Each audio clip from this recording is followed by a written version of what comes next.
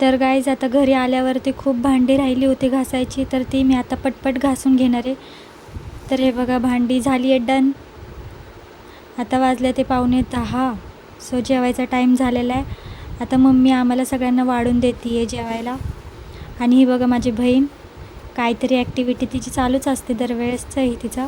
ती रोज काही ना काही करतच असते. आणि हे बघा मस्तपैकी डाळ भात आणि कैरी, ही माझी फेवरेट डिश आहे. आणि ही बघा माझी बहीण, आता तिचं झालं आहे हे करून, तिने काय केलं आहे काय माहिती. सम स्माइलीज वगैरे तिने काढलेत आहेत, तुम्ही बघू शकता. आणि ही माझी मम्मी, आता झाले तिचा टाईम शेअरचॅटचे रील्स बघण्याचा.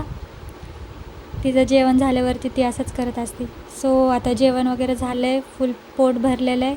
आता आपण भेटूयात नेक्स्ट ब्लॉगमध्ये. सो तोपर्यंत बाय, गुड नाईट गाईज.